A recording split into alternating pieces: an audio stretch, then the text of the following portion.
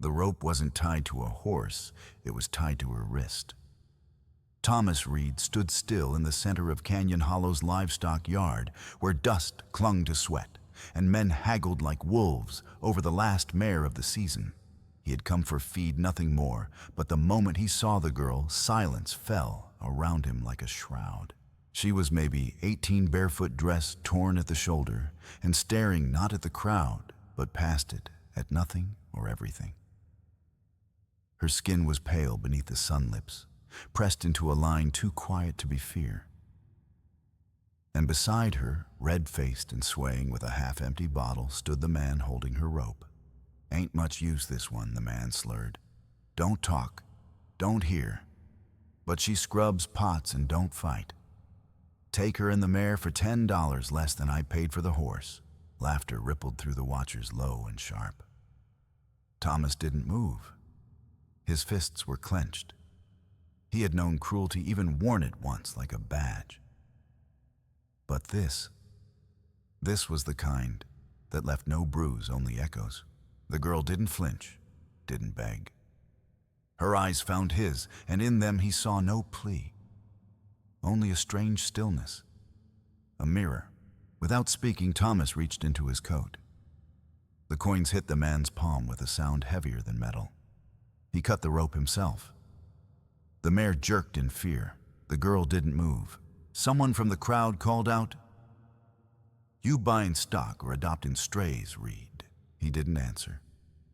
He simply turned, led the horse by the reins, and heard soft footsteps behind him. She followed. No thanks. No words. Just a presence steady as breath. And in that moment, walking away from noise into dust and dying light, Thomas knew he hadn't just taken in a girl no one wanted. He'd let in the one soul who might finally hear the silence he'd lived with all his life. Thomas Reed hadn't planned on outliving anything. Not his platoon, not his brother, not the war, but somehow he had. He came back from Virginia with half a map burned into his shoulder and a silence deeper than any trench. Folks said he bought land with government vouchers and whiskey-gilt 200 acres of stubborn clay and rock just outside Canyon Hollow. The kind of place where wind spoke more than people did. The ranch wasn't much. A leaning barn, a fence line that lost its fight with time, and a creek that sang only when it rained. But it was quiet. That was enough. For years he spoke mostly to the animals. A mule named Finch, a blind dog who followed the sun. He slept under a leaky roof and read old letters until the words smudged into ghosts. Then came Clara May. She never asked to be there. Never smiled or wept or offered anything close to gratitude. But she moved like someone who already knew the rules of being invisible. Her first day on the ranch, she folded herself into the corner of the barn, curled up with her back to the wall and her face to the wind. Thomas didn't speak much either. At supper, he left bread on the table, then stepped out to chop wood. When he came back, the bread was gone, and the coals in the stove were still warm. That was their rhythm. Gesture, silence, repeat. On the third day, he set down a piece of chalk next to the kitchen doorway. She picked it up, hesitated, then bent to write one word on the frame, Clara. He read it aloud slowly, like a man unwrapping a name for the first time in years. She didn't react, but she stayed. The next morning, Thomas found her kneeling beside the old mare from the auction. The horse hadn't eaten. A swollen back leg pulsed with pain. Clara dipped a cloth in warm water, wrung it out, and laid it gently along the joint. Her hands moved in rhythm, not rushed, not afraid, just steady. The way you'd touch something broken if you yourself had once been broken too. Thomas watched from the shadows of the barn. He'd seen trained ranch hands get kicked for less. But the mare didn't flinch, just leaned slowly into Clara's palm. That afternoon, he gave her chores. Wash the floorboards, boil water, oil the tack. She never once asked what for, just did them quiet as breath. She moved like a shadow made of sunlight, not ghostly, not heavy, just present. That night she left a note on the windowsill. Just a few words in pale chalk. Dog limping. Sky smells like storm. No signature. No decoration. But it was the first time Thomas had felt less alone in years. She didn't speak, but she saw. And something in that started to undo the hard corners inside him. He didn't know yet that Clara May wasn't deaf, not exactly. He didn't know she'd read storms in tree bark, or heartache in posture, or sorrow in the way someone lit a lamp at dusk. But he was starting to notice things. Like how she always paused before walking into a room, as if measuring the memory inside it. Or how she fed the dog before herself. Or how she flinched, not when thunder came, but when someone's voice rose too sharply, even in kindness. One night, as the wind howled through the canyon cracks, Thomas lit the lamp and leaned against the table. Clara sat across from him, her hands wrapped around a tin cup of tea. He looked at her not with expectation, but with a kind of curiosity he'd forgotten how to hold. "You ever gonna run off?" he asked softly. She didn't answer, but she looked up, and in that look was something he hadn't seen in a long time, a decision. The first whisper came from the preacher's wife. "She watches the wind too closely," she muttered, folding linens at the general store. "Like she knows when it'll turn before it does." By the end of that week, the whispers had names. Witch, omen, mute devil. No one had ever heard Clara May speak. And the fewer words she gave, the more the town seemed eager to invent their own for her. At first, Thomas paid them no mind. Canyon Hollow was a place that feared anything it couldn't brand or barter. And Clara, who moved like a ghost and listened with her skin, wasn't something they could understand. But things started to shift. At the well, a mother pulled her child aside when Clara passed. At the feed store, the clerk placed her flour down without looking up. A ranch hand overheard outside the saloon said she touched my steer's neck and it dropped dead 2 days later. Even Finch, Thomas's old mule, began to get spat on just for being seen near her. Thomas said nothing. But each night, Clara's footsteps grew softer, her shoulders tighter. She still left him notes, short, precise observations scrawled in chalk. But the spaces between them grew longer. Then came the fever. It started with a young boy, the son of Ruth Matherly, whose land bordered Thomas's on the east. The boy went red-faced and listless. The town doctor was out west visiting kin. With no one else to turn to, Ruth came running at dusk. But not to Thomas, to Clara. Clara entered the barn without question. She didn't speak, didn't ask permission. She knelt beside the boy, laid a hand on his chest, then his forehead. Then she slipped out into the night. When she returned, she brought with her a steeped cloth of lavender and rabbit tobacco from Thomas's herb rack. The boy drank sweat broke, and by sunrise, he was sitting up hungry. Ruth wept with gratitude, held Clara's hand with trembling thanks. But gratitude doesn't last in a place like Canyon Hollow. The very next morning, Ruth's voice was heard behind the church. She never even asked what the symptoms were. How'd she know, unless she caused it? The crowd didn't need facts. They needed fire.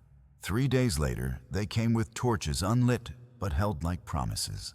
8 men and women boots sinking in the early thaw lined up outside Thomas's ranch gate. Among them was Silas Withers, a retired constable with more bitterness than teeth. "We want her gone," he said. "That girl hears things she shouldn't, knows things she can't. She's wrong." Thomas stood at the barn door, arms crossed. He hadn't shaved in days. His coat was dusted with hay and ash. "She's mute," he said evenly. "That ain't the same as Deaf Withers shot back. She sees storms before the sky does. She stands beside the cattle like they talk to her. My niece's goat gave birth early after she touched it. That ain't right." Clara watched from inside the window, her figure framed by old curtains. She didn't hide, but she didn't step out either. She knew the look in their eyes, not hatred, certainty. The kind of certainty that had once taken Thomas's mother from their home in the middle of a cold October. She'd predicted a fire before it happened, saved lives, and they'd thanked her by binding her hands and calling it justice. That memory struck him now like a hammer in the ribs. He stepped forward. "You all want to run off someone for being different?" he asked, voice low. "For seeing the world the way you're too scared to find. But you'll go through me." Withers took a step, then stopped. No one moved. Silence hung heavier than the winter sky. Eventually, one by one, they turned and left, boots trailing shame into the dirt. That night, Thomas sat alone on the porch, eyes on the horizon. Clara brought him cider, said nothing, just sat beside him, knees almost touching. He didn't look at her, but he whispered more to the dusk than to her. "I didn't protect my mother. I let them take her.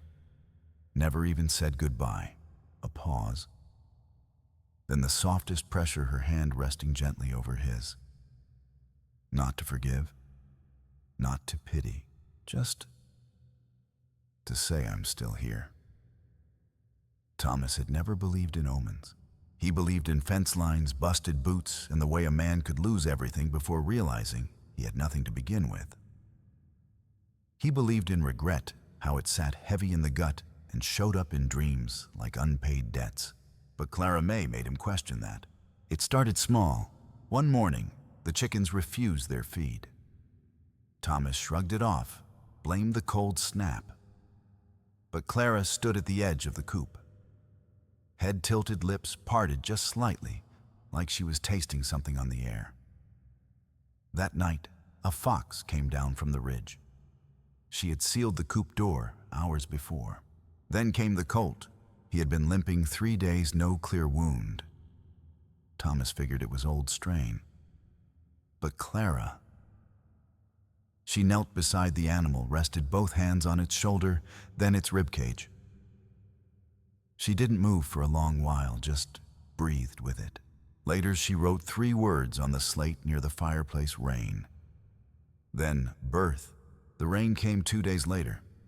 So did the foal. Healthy, breathing stronger than anyone expected. Thomas didn't ask questions, but he started paying attention. One evening, as the wind settled into a long whistle across the plains, Clara found him sitting on the porch. He had a bottle in one hand and a letter in the other, worn, creased, and yellowed with years. She paused at the threshold, but didn't enter. He looked up the way a man does when he's too tired to pretend. "This was from my mother," he said. She sat beside him, slow and quiet, as though not to wake whatever memory he was holding. She wrote it the week before they took her away. Said some things ain't meant to be explained, only protected. That people fear what they can't control, especially when it's born from gentleness. Clara looked down at the letter. She didn't ask to read it, but she placed her hand over his. Just enough pressure to anchor him in the now. He closed his eyes. "I was 10, he continued. They called her cursed. She'd known a fire was coming, warned the town, saved lives. But they turned on her anyway. Said no woman should know such things." His voice cracked. "And I just stood there." She didn't move, didn't cry for him, just stayed. The next morning, he found something laid gently on the kitchen table. A handkerchief, pale blue, stitched with initials he hadn't seen since childhood. MLR Mary Lou Reed, his mother's. Thomas stared at it, stunned. It had been locked in a cedar chest in the attic, untouched for over 2 decades. He looked around the room, heart thudding. Then he saw Clara outside, brushing down the mare, her back turned, her presence soft but unshakable. She hadn't broken the lock, hadn't asked, but somehow she had known. From then on, he began watching her the way one watches weather, careful, quiet, waiting for signs. Clara didn't speak. She never signed. But she began to guide him through the simplest truths, in the most unspoken ways. When a storm came close, she lit 2 lanterns instead of 1. When Thomas returned home with tension in his shoulders and ash behind his eyes, she brewed a tea he didn't know she knew how to make. when he touched the stone that marked his father's grave. A man he had never forgiven. She was already there, standing under the cottonwood tree, her hand resting over her chest, like she was catching the pulse of the earth. That night, Thomas sat at the table, words catching in his throat. "How do you always know?" Clara didn't answer. But she reached across the table, took his hand, and pressed it lightly over her heart. Steady, warm, constant. Then she looked him in the eyes, and he understood something terrifying. She wasn't guessing. She wasn't sensing. She was listening to the rhythm of the land and the ache in people's bones, the sorrow beneath their silences. She heard not with ears, but with presence. One cold morning, he brought her a worn journal and a pencil stub. "I thought maybe," he said, clearing his throat, "if you ever wanted to write." She smiled, not with her mouth, but with the corners of her eyes. Then she turned to the last page and scribbled a single line. "Some things are too real for words." And he nodded, because he knew. He had felt that way his whole life, until now. It started with a scream. Early Sunday morning, just as the sun cracked the frost along the fence posts, a shout rang out from the hills east of town. A child was missing. 7-year-old Isaac, son of the town's blacksmith, hadn't come in from chores. One boot was found near the tree line. No tracks, no note. Just empty earth and a rising panic. The bell at the chapel clanged. Mothers wept. Men shouted orders. Dogs barked at nothing. By noon, the town had formed search parties.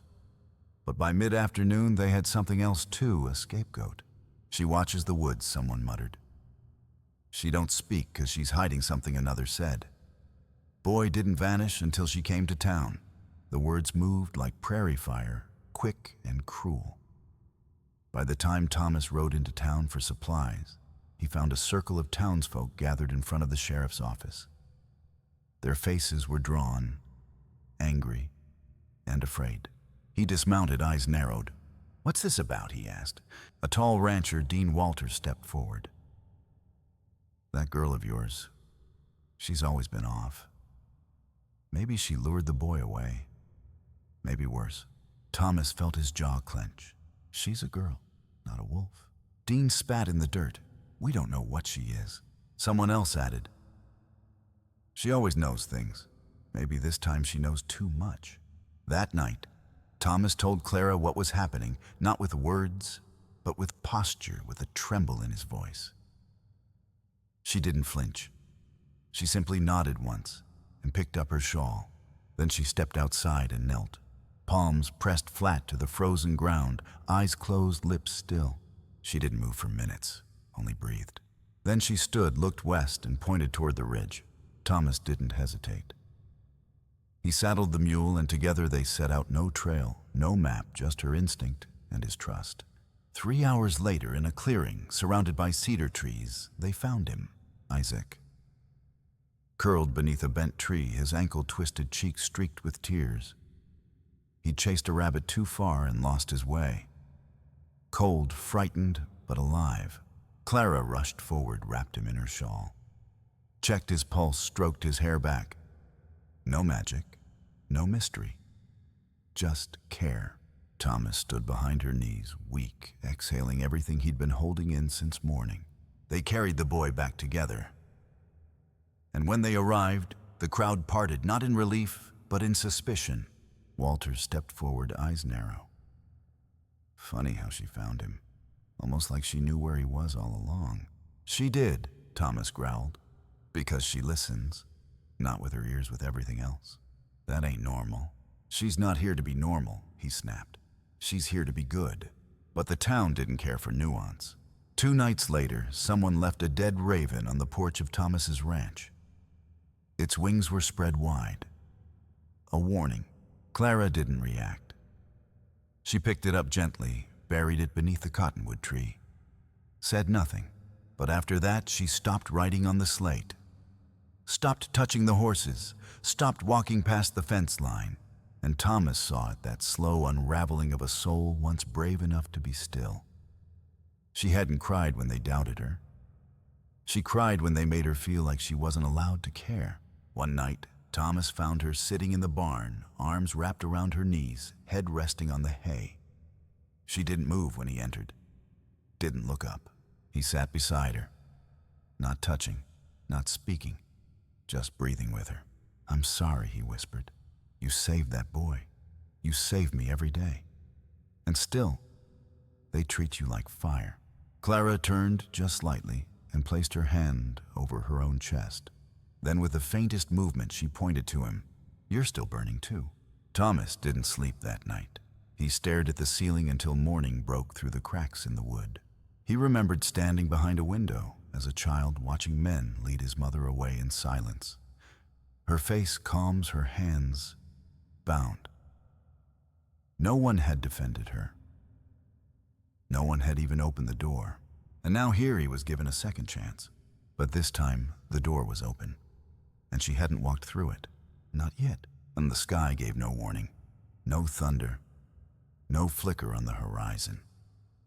Just a slow tightening in the air, like the world holding its breath. Thomas had spent the day mending fence posts along the north pasture. Clara had watched him go that morning, her eyes lingering longer than usual. She didn't stop him, just handed him a wool scarf, though the air had barely turned cool. By dusk, the ridge was wrapped in an uneasy stillness. Birds vanished. The mule shifted uneasily, but Thomas pressed on, hammering in the last nail with numb fingers. Then the wind changed. It didn't howl. It whispered low and urgent like breath against the nape of his neck. That's when the horse reared. It hadn't spooked all season, but something in the air made it jolt. The hammer slipped from Thomas's hand just as the beast twisted. His boot caught a loose stone, then gravity took him. He hit the ground hard, shoulder first. A jolt of pain tore through his chest. For a moment, the world went white. He tried to stand, failed. Tried again. The cold had teeth now. Darkness was falling faster than it should. Each breath rasped in his throat. He wrapped a cloth around the gash on his arm, but his steps grew heavier with each yard. By the time he reached the edge of his property, his legs buckled. He never made it to the door. Clara was already moving before he fell. She had been in the barn when the wind shifted.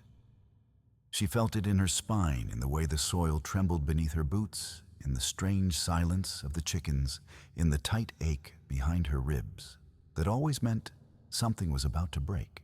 She grabbed her shawl, lit a lantern, and stepped into the night. Snow had started to fall too early, too fast. She followed no trail, only feeling. Her steps didn't rush. They listened. By the time she reached him, Thomas was half conscious, his lips blue, his words slurred. She dropped beside him, pressed her fingers to his jaw, then his chest. Breath still there, weak, but there. With effort beyond reason, she pulled his arm over her shoulders. He groaned, but she didn't stop. Inch by inch, step by step, she dragged him through wind and snow toward the cabin. Light flickering like a heartbeat in the dark. Inside, the fire was dying. She laid him near the hearth, stripped away the bloodied cloth, and fetched water. Her hands never trembled, not once. She boiled pine sap with yarrow, pressed it to the wound, and wrapped his shoulder tight. When his eyes fluttered open, she was seated beside him, her hand resting on his knee. "You always know," he whispered. His voice was cracked like an old porch plank. But his eyes held something soft. Something real. Clara didn't speak. Instead, she lifted his hand and pressed it against her own chest. Her heartbeat was slow.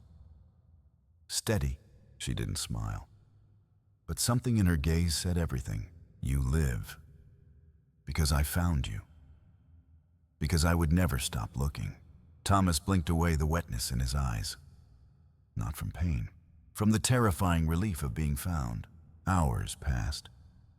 The wind howled like a wounded thing, lashing the windows with fists of snow.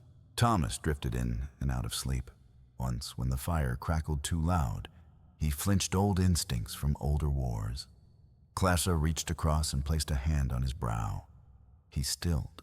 Another time, he saw her kneeling at the window, not looking out, but listening, as if the storm spoke in a tongue only she could translate.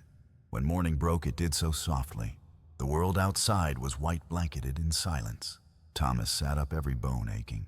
Clara stood at the stove, already stirring coffee. She didn't turn as he spoke. "I never asked you to save me." She paused. He added, quieter now, "But I'm glad you did." She finally looked over her shoulder. For the first time since he'd known her, she smiled, not a flicker, not a twitch, but a full, open sunrise of a smile. It broke him a little, in the best way. Later that day, he handed her a folded paper. She opened it slowly. In his jagged handwriting were 6 simple words. "You belong here more than I do." She read it twice, then reached out, and without a sound, pulled him into the kind of embrace that made the past feel like a different lifetime, and the storm that had nearly taken him became the night he began again. Spring came slow that year. The snow melted not all at once, but in soft patches, like the land itself was learning how to warm again. The creek behind Thomas's ranch began to babble, and the cottonwood tree bloomed with cautious hope. Clara took to writing on the chalkboard beside the front door. Just one sentence. Every morning. Sometimes it read, "The wind feels kind today." Other times we'll find what we're missing. But most days it simply said, "Today will be good." And somehow, it was. Children began visiting.